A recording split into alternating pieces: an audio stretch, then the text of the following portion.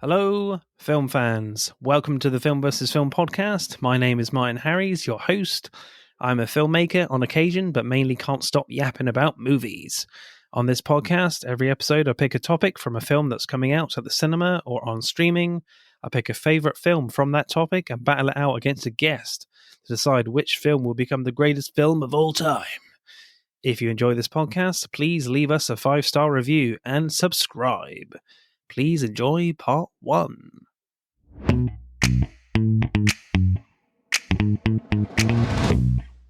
Hello, podsters or podroonies, if you prefer. We are back again for another episode of the Film vs. Film podcast. And you might already know, but probably one of my most anticipated films of the year is coming out. And that is, of course, Maxxxine, the final film in the X trilogy, if you will, from Ty West.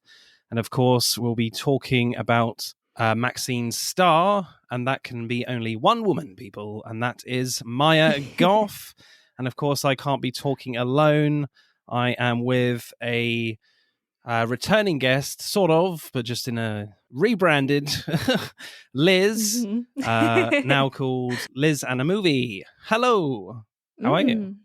Hi, Martin. Glad to be here. Cool. Pretending well that we've not tried this before. Technical difficulties, they get us all. They do indeed. It's all looking good at the moment. Fingers crossed. Yeah, so tell us about your Instagram page, Liz. Sure. So Liz in a Movie is like short form content mostly. I do some long movie reviews written, and then I have movie facts if you're into facts. I think those are super, super fun. And at some point I'll be launching a blog. Don't hold me to that, but I've started it. So at least there's that. Awesome. Yeah, I've read a few. Great reviewer, I must say, as always. Oh, thank you. Less butchery, I think. Less butcher knife stuff. Yeah. Which is good. I try to bring positivity, Yeah, of course.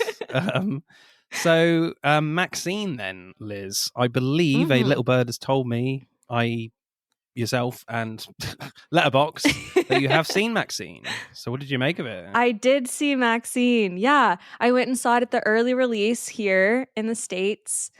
I thought it was great. Awesome. I've seen that it's gotten some mixed reviews, but it's one of the best I've seen from Mia Goth. Cool. And it's got a really fun storyline. If you're into the X and Pearl movies, you're going to love this one because it's a continuation. And yeah, it was great. It brought in the same styles as X and Pearl, and it's pretty dark. So if you like it, I like my dark stuff. Yeah. So, how does it compare to like Pearl and X then? Is this your favorite one? Or I think X is my favorite. Right. And I don't know if it's because that was our introduction to this universe, because it's kind of like the original, but Maxxxine is really good. And there's parts from X and Pearl that kind of come into play that you're like, oh my gosh, like I get that. And this one's more of like a mystery thriller. Yeah, I think Ty West, of what I've read, is that he's going for like this kind of De Palma 80s style, obviously set in the 80s, but very stylistic of the 80s as well in the filmmaking. A lot of like Brian De Palma's work in there, apparently, like things like Body Double and kind of like Italian giallo movies of the 80s and early 70s, where you have, as you say, it's like very much mystery thrillers in the slasher genre, a lot of black glove shots and knives and things in those type of movies.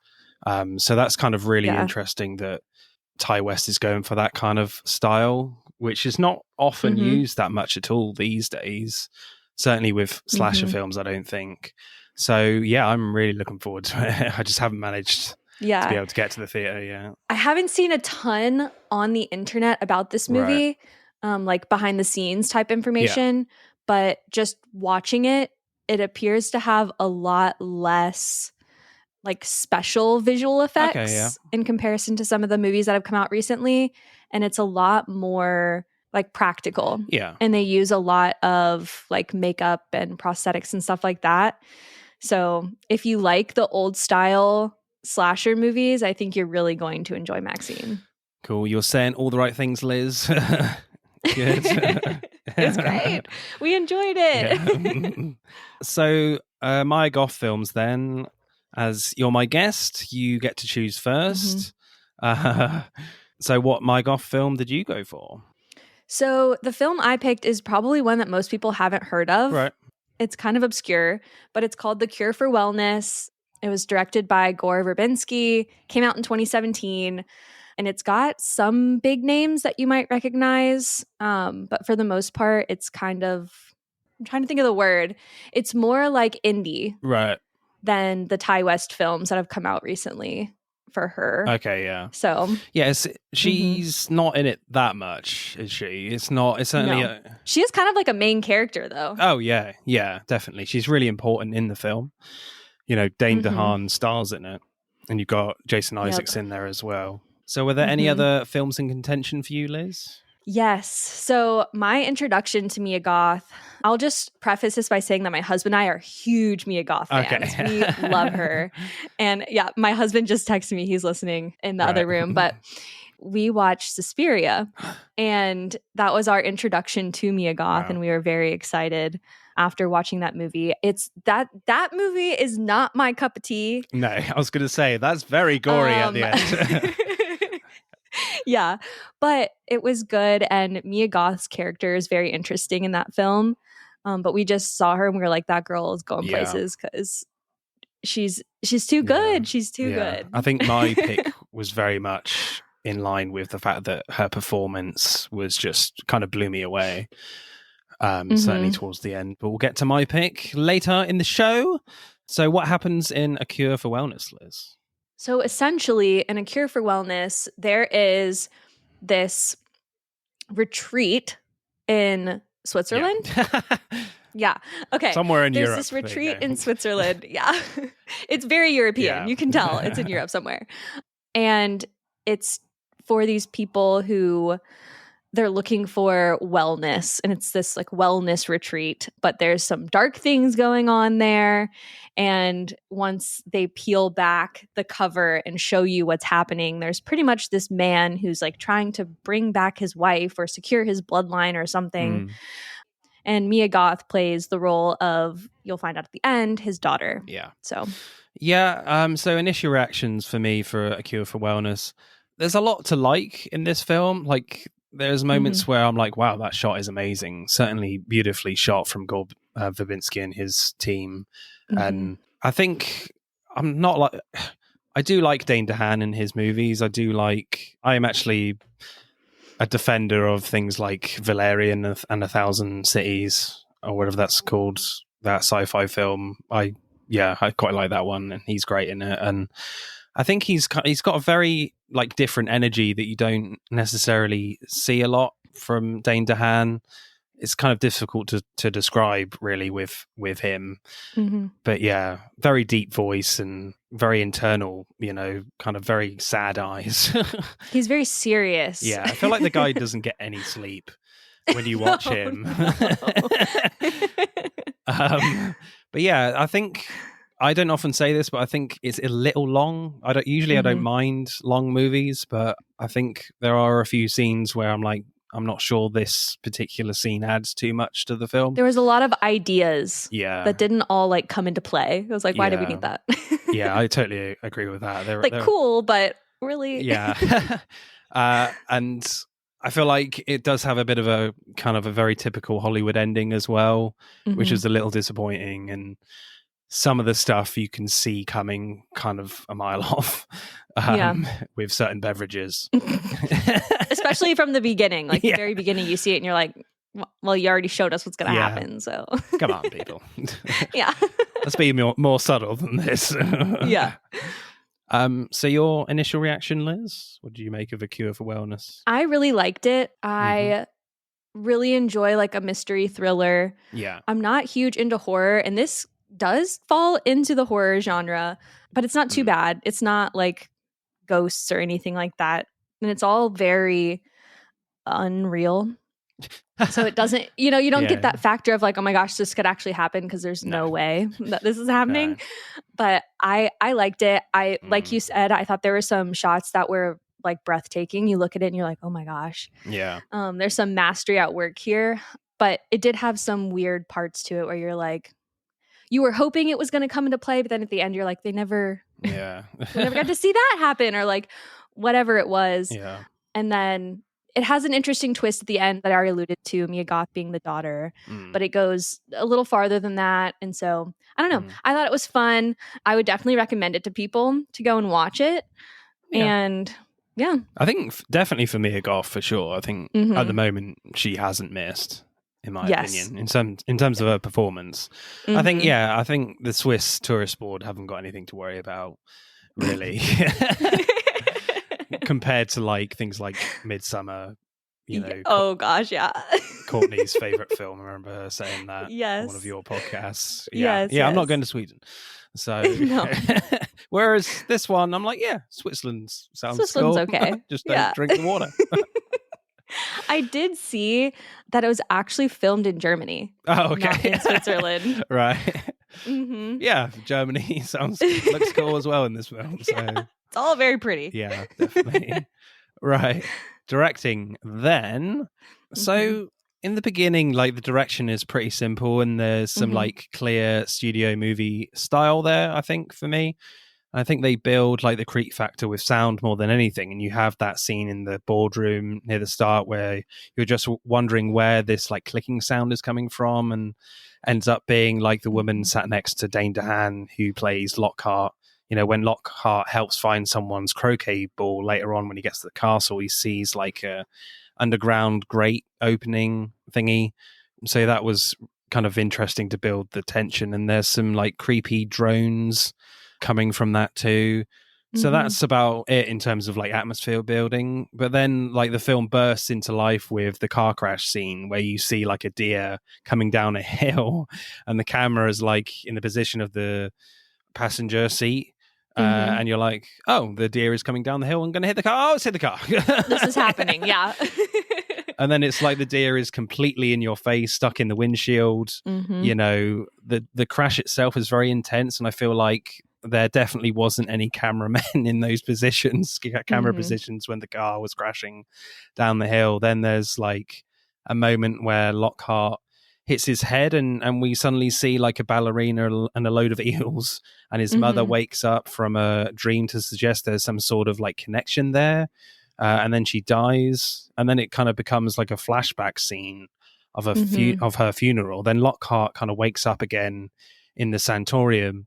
So I like how the film kind of sort of bursts into life visually, and as well as giving you a lot of like questions about what's going on, especially with her mother. But then they don't really go back to her mother much. It's more about the flashbacks with Dane DeHaan's father.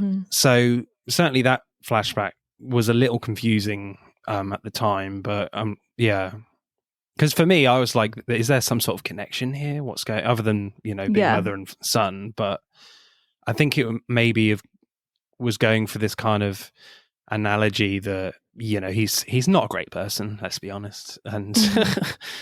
And I think the film is very much going for this idea that because people are these type of people are very greedy with their lives, and it's all take, money. Yeah. And they end up being horrible people. And he's kind of starting to, think about his family, maybe. And too, maybe that he has some like skeletons in the closet. Maybe he's got some regrets about how he's lived his life. And it's going to kind of like propel him through the film. Yeah. The sensory deprivation tank scene, isn't that good, really. No. As we've discussed before on the podcast with you, Liz, and Courtney, with Altered States, which goes pretty crazy with its sensory deprivation tank scenes. My God. This film doesn't go particularly crazy. We just go very we just have like very tame eels in his tank while a nurse comes in the room, takes her top off, and the guy monitoring the tank has a very nice time. And we get a very predictable like flashback to his dad committing suicide, jumping off a bridge, which we've basically seen already in the previous flashback. So the scene just kind of becomes very uninteresting for me and actually quite unintentionally funny with certain sound effects and facial expressions with the nurses. So yeah, I almost feel like that scene would have been more effective if it had just been like him in the tank just floating there and just like close up on the face and then like cut to the next scene. Like we didn't need I guess maybe if you have like a fear of eels, which I mean I don't know like how many people have even encountered an eel, you know?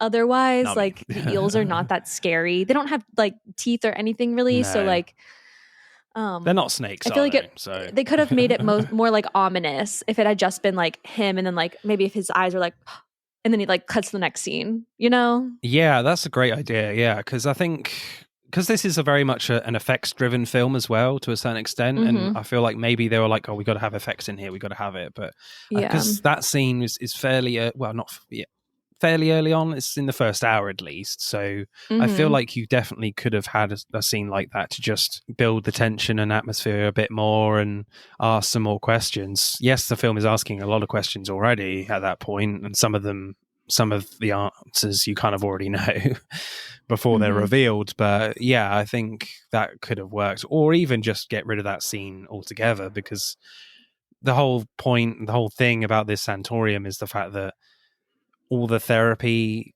sessions are all to do with water, and they were like, okay, we got to have something else with water in there. I know, sensory deprivation tank, that'll do. Yeah. And the whole thing with the nurse and the guard or the operator or whatever he was, like that never came back into play. Like it was just very random in there. Very weird. Yeah. So yes. Like towards the end of the film, there's like a great little scene where like Lockhart decides to break into the old church that's the only building kind of left from the castle burnt down 200 years ago, and the production design is pretty fantastic when like Lockhart discovers this underground water cave and there happens to be like a laboratory in there. Then when he gets discovered by one of the servants, they have like a fight, and then we get like two other scenes intercut with Mia Goth in a swimming pool, and she's bleeding and she's not sure what's going on, which is kind of strange in itself. And eels come into the swimming pool. How, I'm not sure. You know, circling her, and you're not sure what's going to happen to her. And then like a dead body goes into the water cave scene, and the eels don't hesitate at all and gobble that body up right up. So I sort of liked how like the suspense is paid off, combining all these scenes, you know, to keep the pace up as we move into kind of the last half hour of the film. Yeah, and that scene is really meant to show you how important Mia Goth is, because had anyone else been in that pool bleeding, they would have been devoured, likely. Yeah, absolutely. As we kind of approach the end of the film, where like Lockhart has like run out of options and kind of confronts Jason Isaacs at the dinner hall scene, and it almost becomes like a zombie scene, kind of / Spartacus scene, where in the beginning you think all the people around him getting up one by one are on his side, but no, they start approaching him like they're zombies, completely surrounding him. You know, I'm not sure why they're acting like zombies completely surrounding him, but I kind of understand they're basically being sort of distilled, creating this cure in a very odd way. Yeah, but I feel like they could have done a little bit more to explain that, because they kind of like just kind of waved it off, and then later in the movie you don't really see anything. It's like a voiceover where they tell you that these people are being brainwashed essentially to accept this treatment, because you find out that the main character, Jason Isaacs' character, he's essentially sucking their life force out of them, but he's found that it's more effective if you have a willing participant. So he's brainwashed these people, and something that, what is Dane DeHaan's character's name? Lockhart. Something he says triggers them in their brainwashing, and it probably has something to do with the fact that he calls him a liar or says that this is all a lie. And so they've been brainwashed to kind of snuff out anything like that. And there's the one woman too. I can't remember. can't remember what her name is or if she even has a name, but she's got the puzzle that she's fitting together, the crossword puzzle. Celia Imrie, the actress. And he starts helping her figure that out. And so you kind of get an idea that people that know what's going on are not really welcome. Yeah, you definitely get that sense. But I think my issue is the fact that, yes, they're very much, as you say, they're being brainwashed, and anything against why this place is amazing, they would frown upon it and be like, no, it's all great. But for them to just act zombie-like was a bit much for me in that scene in particular. Yeah. I don't know whether it was those certain people were like at the last stages of their so-called treatment, and they were extremely susceptible to whatever Dane DeHaan was saying. I don't know. And what, Jason Isaacs was saying to make them react that way. But I did feel it was a bit much. Yeah, it was rather bizarre, especially considering throughout the film, they all have their own like identity. Yeah. And seem to remember their lives and why they're there. And then all of a sudden, it's just like a click goes off and you're like, whoa, yeah, this is different. And then it never comes into play again. Yeah. And then I was just like, am I watching a cut scene from Shaun of the Dead? What's going on? Very bizarre. Yeah. Very bizarre. Then in like the climactic scene, it starts off quite silly with everyone wearing like white cloaks for some reason, and it looks really impressive, but it's like a wedding ritual. Yeah, but it's like they have to do something different to show their true colors, sort of thing. Then it gets like very weird and unnecessarily uncomfortable with like Mia Goth being tied up by Jason Isaacs, and after their wedding, and he kind of rips her dress off, and it's just feels very unnecessary and tonally off with the nudity. Yeah, especially when later, it feels like a straight up action film between Jason Isaacs and Dane DeHaan. I did like the face mask reveal from Jason Isaac. That was kind of cool and gnarly, but didn't make a lot of sense. But and kind of very kind of left to your own devices to figure out why this is happening with the, why he's got a face mask. But yeah. He never explained why he was marrying his daughter, why he was trying to impregnate her. Like they never really explained what was going on there, and I don't know if they thought they did, and we just like didn't pick up on it. Yeah, but it wasn't really explained ever. No, I feel like, at least not to me. No, not to me either. And and that's where it just feels a bit rapey. I'm like, what's going on? This is weird. Yeah, and I think they went a bit too far with that scene for me personally. Yeah, it felt a little unnecessary. We could have done with more like of an insinuation. Like it didn't need to be shown necessarily, because they didn't really show a lot of other things. Like at one point they pull out Lockhart's teeth, but you don't watch them do it. Like he just like gets straps to the dentist chair, and then all of a sudden he's missing a tooth. Yeah, it's like, oh no, that's too much. You can't show that. Yeah. Have you got a favorite shot or scene for you then, Liz? I think one of my favorites is the first time that we really meet Mia Goth's character, because we get the beautiful scene when he's leaving the estate and looking back in the car, and you see her up on the bridge. That was cool. From behind, looking very serene. She's got this dress on. She looks very innocent. And then the first time they really interact, they're at this like pool thing, like an outdoor like pond, where she spends a lot of time apparently. And he's just there and she's just there, and they just happen to converse. But it's an interesting interaction because you realize that she's not under the same spell as everyone else. Yeah.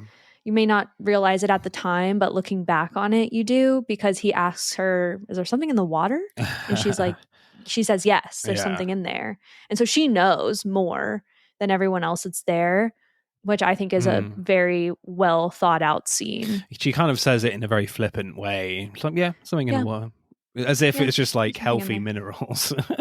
Yeah. When it probably is, but just with added eels. I think for me, like one scene that I found quite effective is when Lockhart leaves the castle with Hannah, Maya Goth's character, and it's a fairly quiet scene where he's talking to this vet, and he says what happened to the Baron's wife 200 years ago, and then all of a sudden, like the vet, like he needs to put the cow out of his misery, and just cuts open the cow, and eels come out of its stomach, and a baby calf has like eels underneath its skin to suggest, yeah, there's something in the water for sure. And it's a parasite. It's not a good thing. Yeah. And then Lockhart, that is a really good scene. Sees eels everywhere, and at that point, you're like, you really start to question: is he really seeing things, or is it actually there? You know, is he going crazy? Yeah, absolutely. Yeah. There's another scene that I thought was very interesting, and we kind of see it twice, right? With the people that are floating in the water that are kind of like on display. Oh yeah, we see it once when he goes into the restricted area where he's not supposed to be, and he sees it, and then he freaks out because he's like, the person that he knows that's there, he's like, oh my gosh, he's dead in this thing. And then later we see Lockhart in one of those wading pools. I don't know what they are. They're not dead in there. No. I don't know. They never like explain what that is. No. But that's an interesting scene. It feels like they're in like suspended, I don't know, suspended animation kind of thing. And not alive, not dead, just existing. Yeah. Because I had the same thought. I'm like, oh, Rengrove, whatever his name is dead. I'm like, oh, okay, they're just harvesting bodies for some reason. For what? Yeah. But no, they are. Then you see him later, a few scenes later, and you're like, oh, he's not dead. How was that even possible? Yeah, what's happening? What's going on here? So yeah, I felt like that could have been a bit more explained for me, of like, how is he alive? And we spent a long time getting there. Like, we didn't see that until like the later quarter of the movie. And you're like, that's cool. Like, well, you should have shown that earlier, you know? Yeah, definitely. So that we could have been stewing with that. Yeah, because then, literally a few scenes later, you see he's alive. You're like, oh, okay. They didn't really use that to its full potential, really, in the storytelling. There was a lot of cool stuff that just was like cool for the sake of being cool. And then, without a lot of substance. Yeah. So directing score for me, I'm going to go with 7.2. I think is fair for me. I think Gore Verbinski has a great eye. There's no doubt about that. But I think some of it is, as we said, a little bit unnecessary. And I think there's a tonal problem here. I'm not sure kind of what kind of genres it's really fully committing to. Like, are we committing to kind of the asylum type horror movie, or are we going for more of an action twist on it? Because there's just seems to be some action fisticuff sequences in there which just feel out of place for this kind of type of film, and I think it's just a tad too long as well. So 7.2. Visually great at times, and there's some great sequences, but I'm not sure everything adds up really. Yeah, so I'm gonna agree with you. I'm gonna give it a 7, like a flat 7. I enjoyed the movie just because it was interesting to watch, but I'll agree that it was non-committal, and there's a lot that just didn't make sense. And so I think that he deserves a solid C-. And you'll have to make up for it in some other way so you don't fail, Mr. Verbinski. Yeah.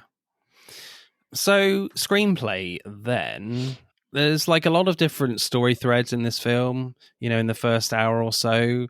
Some work better than others. I like the intrigue about why Maya Goth is a special case from the other patients, like who all seem to be very old and grey.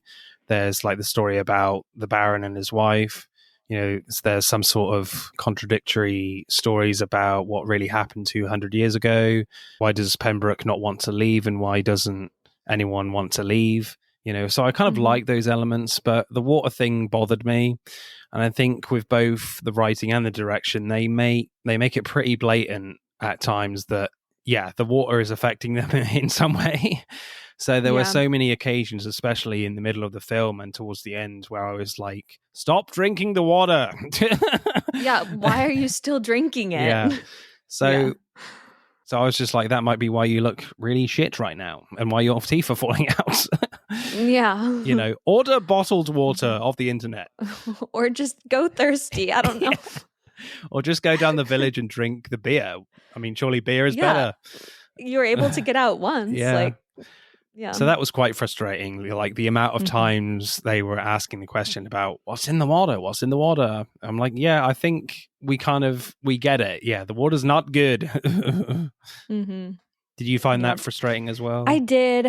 I also was a little frustrated because Lockhart's character knew something bad was going on. And he just like continued going along with it all. And at one point he just straight up gives up and he's like, forget it. Like, I'm stuck here. Like, I'm just going to go along with it. And you never really know how much time has passed either. Yeah. Because at the end of the movie, the executives come to get him, but how long has it been? Did they say 2 weeks? And it's like, this dude has been here for over a month at this point. Yeah, like, there's no way. Yeah, that was kind of... I feel like they definitely could have done that a little, certainly more subtle for me. As you said, like at the top of the show, like you have this opening scene where one of his colleagues dies, and the last shot in that scene is an empty glass of water. So I'm not really sure that's completely necessary. And also, what was kind of great though is that there's a lot of like, as we've discussed, as you with your favorite scene when Maya Goth meets Dane DeHaan for the first time, Lockhart, and they're at this kind of really nice pool area because there seems to be like water everywhere, and I feel like that would just be a kind of a nice indicator that this sanatorium is all about the water, but they're not making it so obvious. It's just kind of there in the foreground of this scene, and they're not just kind of overemphasizing like the glass of water shots all the time. There seems to be a lot of shots of glasses of water and people drinking water, and I think they could have definitely eased on that stuff. And I think if they hadn't shown when he first wakes up there and they give him a glass of water and then he notices that there's the worm in there, if they hadn't shown the worm in the water at the very beginning, I don't think we would feel like the water was overwhelming. Like if it had just been like, oh, the water has healing properties, we would be like, okay, like everyone's drinking the water, everyone's doing water aerobics, everyone's whatever. But they showed you right at the beginning the water has crap in it. Yeah. So they just allude to it too much. Yeah. Yeah. And again, I think that's a problem with the length of the film as well, is that there's just too much allusion to it, and you could have cut a lot of that, or a lot of those kind of types of shots out. Really. Yeah. I feel like too, the overarching like tone of the film was very dark. Yeah. And this film specifically could have benefited from some vibrancy. Right. From bright colors, kind of like how Pearl was done. I know we're going to talk about Pearl, but everything's very bright in Pearl, and you get like a false sense of security from the brightness and the fun that's happening. And I feel like they could have done a little bit of that and made it more like ethereal. Like, yeah, definitely. This is this healing spring and everyone here's so happy. But like they're acting like they're happy, but then the sky is gray. Yeah. Come on, let's have some sunshine, people. Just a little bit. Yeah. Especially in this country.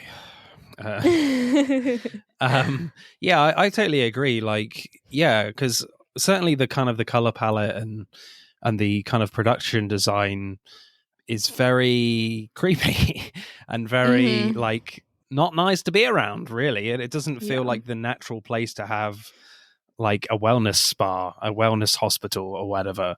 And it just doesn't feel like the greatest setting, and there's no sense that you're being put into a false sense of security at all, like you are in Pearl. And there are kind of aqua aerobic scenes, and you have like color. They have these giant beach ball things. That's the best moments of color in the movie, really. And there's that's about it, really. And it's a lot of dark grays, browns, greens, and blues. Very cold, a very cold tone to the film, really. And I feel like the film could have mixed it up a little bit, even maybe just in the scenes that Hannah's in, like have a flower garden, or have Hannah's clothing be brighter, because she wore muted colors too. I just feel like there was like a little bit that it would have added so much just to have something that was bright and happy. Yeah. I think the story that I quite liked was with the Baron and his wife, and when it starts to add up with like the Cure storyline, that it was all kind of okay. This kind of concentrated liquid in these blue vials are basically like keeping people young. And when you start to guess that when it's discovered that the Baron's daughter survived, it's not difficult to put two and two together, that Maya Goth is Jason Isaacs' daughter, from 200 years ago. Then after that, you're sort of just waiting for Lockhart to catch on. Yep. So I think there's still questions about how actually they make the cure with the eels and the old people. They sort of answer that with like the people being distilled like whiskey barrels with added eels. So I kind of liked, again, that the water stuff becomes less interesting and kind of drags the film a bit for me. And I feel like there's a lot of like filler scenes that could be cut out, just to get to the heart of the story quicker. So yeah, I would have definitely preferred more intrigue with what happened in the past with the Baron and his wife. Just maybe more emotional stuff. Maybe you could have done it in such a way with Jason Isaacs' character that he was maybe talking about someone else rather than himself. Make it very kind of a third person type monologue, if you know what I mean, to make it less obvious, maybe. I don't know, but just less of the water stuff. Yeah, I agree. That part of the film, that whole storyline, is where you start to realize that they're not just like killing these people because they're bad people. They're not looking for a cure for these people. They're looking for a cure for themselves. Yeah. And they definitely could have played more into that, but that was a really cool storyline. Yeah. And it was like when that started coming out, you like sat up a little and you're like, oh, yeah. Like, where's this going? Yeah. Yeah, that was pretty cool. I mean, yeah, I would have maybe preferred a few more scenes between like Maya Goth and Jason Isaacs, because you only really get scenes between those two at the end. So it would have been nice to maybe to try and like work out as you're watching the film, okay, they've got like an interesting relationship here. Maybe it could have been too obvious, I'm not sure, but I would have liked more scenes between those two characters for sure, and focus less on the water stuff. But yeah, they never really fully explain, I don't think, how like they are staying young. I guess they're trying to do it visually, which I admire, but it's all a bit convoluted, I think. So there's like the water has a special quality and it's kind of enhanced by eels. And when they drink the water, Dane DeHaan like is seeing eels and visions and things, and all the other people think it's great. And then I guess the water for them, that it's sucking out all the bad stuff and being distilled into a vial, which makes the people that are drinking it young again. It all feels quite complicated when you're trying to figure it all out, because that's certainly what I was trying to do, just like trying to piece all this kind of the mechanics of it all together. Yeah. There's also the added complexity with the police officer, because he's taking the vitamins too. So then you're like, is it a mind control substance? Like, is he just part of their group? Is it a different one? Like, yeah, there's a lot going on with the vitamins. So I just feel like they could have maybe streamlined the whole process. Not streamlined visually, because I think kind of that whole visual thing of the fact that they're just kind of in these giant barrels and you just see their heads sticking out and you just see the little drip of water coming out of them, and they put, eels come down into this tube into Dane DeHaan's mouth. That was pretty cool for me. That was horrific. That's like a nightmare. It looks terrible. But yeah, I feel like, that could have been a little bit more explained, a little bit. Funny, interesting lines for you, Liz? You got any good ones? Oh my gosh. Let me think. I feel like there was a couple that I was like, ooh, that's funny. There were a few lines that came from the old guy that he was searching for. Right. I can't remember them off the top of my head, but there were definitely some good ones. I'm sure you have some. So I think towards the beginning of the film, I think as he's kind of reading Montrose, I think that's what his name is, is kind of reading he's doing like the voiceover from the letter, and I think he says at one point, the only species with the toxin of self-doubt written into our genetic code, which I thought was quite interesting. Mm-hmm. And then there's kind of a sort of a cute one between Maya Goth and Dane DeHaan at the village where they're ordering drinks, and he's like, want a beer or something?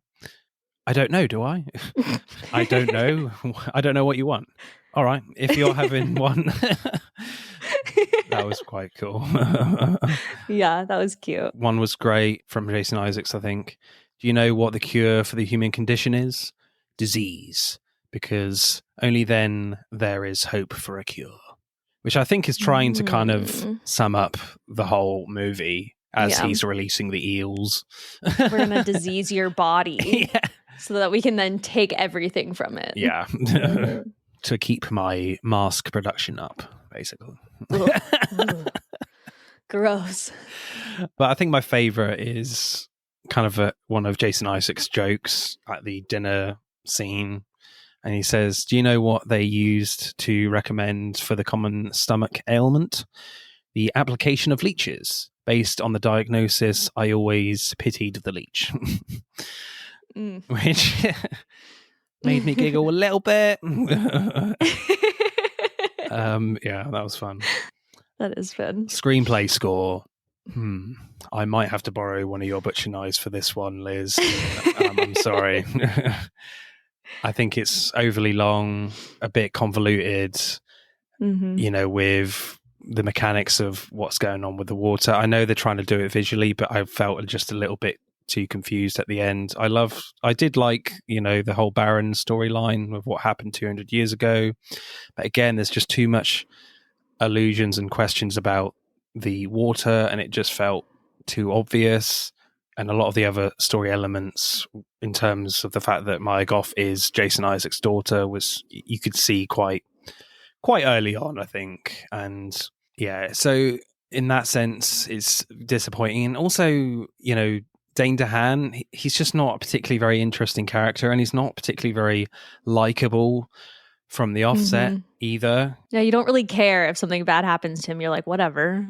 Yeah, exactly. Like I'm a big fan of films like The Wolf of Wall Street. Yes, that's a true story, but he's a despicable character, but he's very layered and interesting, and he has a really interesting arc in that film. Whereas this guy is a bit of a dick from the off, and you're like, there's not a lot of interesting qualities about his dickishness. Yeah. And so he's a bit one note, and Jason Isaacs and Maya Goth are far more interesting characters in this film, and I certainly wanted more Maya Goth in the film in terms of her character, not alone like her acting, because her acting is amazing. We'll get to that, obviously, but her character was just really interesting, and I don't think they fully explored her character either. So I could go pretty harsh. Like a 5.8 for me. I'm sorry. Yeah. No, I was going to echo everything that you said. I know I said that already, but I was going to give it a 6.2. Yeah. I thought there was some really creative elements included in the screenplay. I thought that the story was well thought out. They just included too much. Yeah. They should have known when to cut out, and they didn't. And some of it added to the story and some of it didn't. Yeah, absolutely. So, right, acting then. So there's a small role from Suzanne Wust, I think her name is. Apologies if I butchered that. Who plays like one of the nurses and always says, "I'll see what I can do," and always does that kind of really brilliantly creepy and has a really almost like Stepford Wives. Yeah, has a very still and straight face. When she says those lines all the time, very small role, but that's certainly one character where I was like, I would have liked to have seen more of her. She's cool. Yeah. I liked the old lady, and we've talked about her already, that was there at this retreat, who was like starting to figure out what was happening. Yeah. Celia Imrie. And she was vital to the story because she relayed a lot of important information we would have known otherwise. And the actress was amazing. She was just like weird enough that you're like, is she crazy? Like, is this lady crazy? Yeah. And like, is he just like feeding into her crazy? Yeah. Or is something happening here? Yeah, she was great. This dance scene that kind of starts with Mia Goth at the village was really intriguing for her character to maybe express herself like she probably hasn't been able to before in the movie. She's maybe never danced in her life. Yeah. In her 200 years of life. Yeah. And the Swiss Goths, as I like to call them, are like eyeing her up. That was weird. And becomes very creepy, which is what the film is certainly going for, a creep factor. But when Lockhart comes back and makes a phone call and then it is treated like a hero in that kind of fight scene, like saying that saving the day was quite frustrating and that Mia Goth wasn't allowed to kind of show off more of her acting ability, was a tad disappointing. But yeah, I would have kind of liked to have seen more of a dance scene with Mia Goth, certainly to show off more of her acting ability and see how kind of she reacts to these Goths and extend that scene a little bit more for me. But yeah, I did appreciate that they included that scene because as a Mia Goth fan, like that's what you're looking forward to. Yeah. When she gets to let loose and have those kinds of scenes where she's being weird and kind of you get more of an idea into who the character is, and she's not even speaking. Yeah. And that's what Mia Goth is really good at. So I'm glad that they included that. But I wish that there had been more. Maybe not even in that scene. Like, it was okay that they cut it off where they did, but they should have shown more in general of her. Because all we see is her. We see her creepily standing at the bridge, watching yet another person come in to this site. We see her crying in her room. We see the one interaction with them at the pond. We see her dancing, maybe potentially for the first time in her life. And then she's like child bride after that. And she's in a bathtub full of eels as well. Yeah. Seductively. Yeah. I was like, whew, that's a lot of eels. That is a lot of eels. Yeah, definitely underused in this film. Jason Isaacs, I think, is having a great time with his German accent. Yeah. Yeah, he was great, and it's just disappointing that it kind of turns into more of a straight up action film towards the end. And as we said, like when Dane DeHaan comes to just beat up those Swiss guys, that was just kind of a bit frustrating because, again, like I think with those scenes, there's just a tonal issue when you go into action, and I'm like, I'm not sure this is really what I was expecting, and I'm not sure it's particularly adding anything to their characters. Again, it kind of feeds into this more of a we need to just do. It feels like they're not trusting the tone of the film that they're trying to go for, and they're like, okay, we need to action this up a bit. We need to quicken the pace up. But I'm like, I'm not sure you need to. Just don't put that in. Yeah, I think a lot of the issues that we have with the movie are directorial issues. I think that if they had trusted the actors to portray these characters and not like over direct them, I feel like some of it's over directing. That it maybe like unleash Mia Goth. Like let her, you know what I mean? Jason Isaacs has proved himself. Like let them run with these characters, and I feel like they really didn't get to. Yeah, leave Dane DeHaan alone. He clearly needs some sleep. Clearly. Let the boy sleep. Yeah. Put Mia on screen, people. Come on. She's great. Yes. Give us what we want. Talking of Dane DeHaan, though, I kind of loved that creepy smile at the end from him on the bike as they're riding off. But it left me a little confused. I'm like, okay, is he being really under the influence Has he gone mad? of the water now? Is this another added element of the film? What's going on? Not a clue. Couldn't tell you. I have no idea. But it was effectively creepy. Yeah. So yeah, I think certainly Dane DeHaan needs to do more bad guy roles. I'm like, I don't think he's a particularly good leading man in movies. He should definitely be doing more creepy ass villain roles for me. Definitely. Yeah, I agree with that. I feel like the character, and I don't know if this was done intentionally, but I feel like they almost had the main character portrayed as if he was not the main character. Like he was a side character that we were just like living through. And maybe that was on purpose.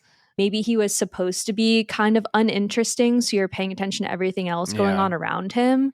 Maybe, but that was definitely happening. And I don't know if that was Dane DeHaan.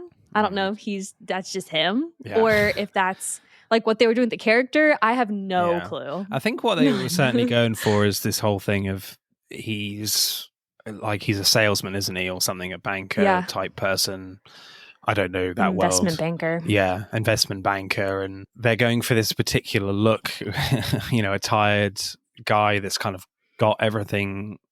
Over eager. Yeah, asshole type character. You have that scene where he's really rude to the guy, the person on the phone, and the stewardess on the train. So I get what they're going for, and he definitely brings that sort of vibe to the film, and they're certainly trying to make this point that the wellness center is great for people, and it just gets rid of all the bad stuff about your life kind of thing. That's what they're trying to go for. Yeah. But I just feel like Dane DeHaan is too one note with that aspect of his character, and he's just left, as you say, kind of like a side character, and his character feels like set up itself to get him in the wellness sanatorium. He never goes through a transformation. We never get he never turns into the hero. No. At any point in the movie, he's always this sleazy guy. Yeah. And he never has a change. Even when he's leaving with Hannah and taking her out of that terrible place, he's still that guy. Yeah, absolutely. And I feel like if they went for someone else, someone that's not particularly known for looking really tired all the time, and just who is, I don't know, more of a straight hero type character actor, and you can see the wear and tear behind his eyes that yes, this person certainly wants a better life for himself. He has everything, all the money in the world, but there's something missing in his life. Whereas with Dane DeHaan, you just don't really get that. I don't think. Yeah, somebody like a DiCaprio or a Redman. Yeah. Or one of those guys that's really good at looking disheveled. Yeah, because it's certainly a film that I was thinking about and comparing this film to was Shutter Island, which is definitely a lot better movie than this. That's for sure. And Shutter Island's not amazing, but it's definitely better than this one. Okay, yeah. It's all right. It's a Leo movie. Yeah. They're all good. But yeah, I think. But yeah, he certainly brings off more of an innocent quality that there feels like there is a good person behind those eyes in his performance in that film, whereas you don't really get that in this at all. You're never particularly on his side at any point. He's never good. You didn't want him to succeed. You want Mike Goth to succeed and get the hell out of there. Yes, we're like, get out, Hannah. Yeah. Run. So acting, favorite performance for you, Liz? Who are you going for? I'm going for Mia Goth. Yeah. I feel like I have to. But Jason Isaacs also. Yeah. I thought he was great. I was waiting for his redemption arc, right? For him to turn into the good guy, because he did have that look. You were like, something's going on, but I feel like you're not a bad guy. Yeah, and definitely. He played that so well. Played it very well. Yeah, and I did enjoy his German accent. Yeah, so that was cool. I won't even try. Me and my accents. Come on. It's terrible. I can't. Yeah. Yeah, I'm going to go for Jason Isaacs, I think. I think he's just because he's having a great time. You know, he's getting a big paycheck. He's loving life. It was a fun role for him, for sure. Definitely. And I think with my Goth, I guess we've kind of said she's amazing, but she's just not in it enough. So yeah, I'll go for Jason Isaacs. Underutilized for sure. Yeah. But I will say something. There's not very much on this film on the internet aside from people's like reviews and opinions. Okay. But this was Mia Goth's first horror film. Oh, right. Yeah. So this was her introduction into the horror genre. So that may be why she maybe wasn't a more prevalent character. And honestly, her character may not have had as much of a role until they found out that Mia Goth is more than just a side character actress. Well, yeah. I mean, I don't think that's necessarily an excuse these days. Like, because I feel like people can rewrite, you know, scripts on the sets as they go these days sometimes. And I feel like they should have been like, wow, this actress is awesome. We need to extend this part, make this part bigger. More. You know? Yes. And I feel like they could have done that. I mean, this is a big movie, so they definitely could have had room to do that, I would have thought. But, yeah, especially considering there were scenes that were irrelevant. Yeah, absolutely. Definitely missed a trick. So acting score for me, I will go... You know what? I think this is probably the best element of the film. So I'll go like a 7.4 for me. Oh, being harsh. Okay. I was going to give the performances an 8.8. Oh, wow. I thought a lot of them were really convincing performances. And like even some of the really, really side characters were convincing. Like we talked about that, the greeting nurse, the guy who drove the limousine that picked him up and took him up there. Like all of the characters were believable characters, down to the Goth Swiss people. Yeah, like they were all great. Cool. I thought they did a good job. Cool. 8.8. Right. Let's add up the scores then for A Cure for Wellness. Yep. A Cure for Wellness gets 42.4. Ooh. That feels like a good score. It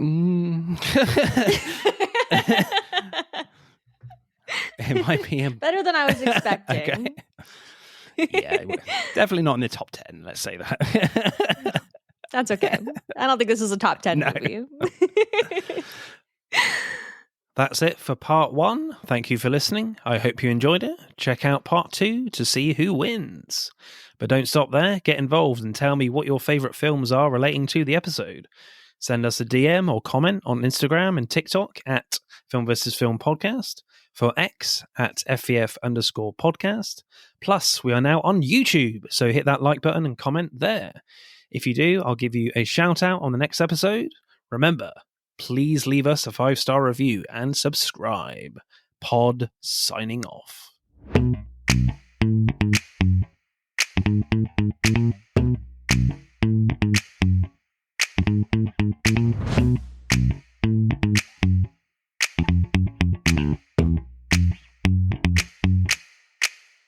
Thank you.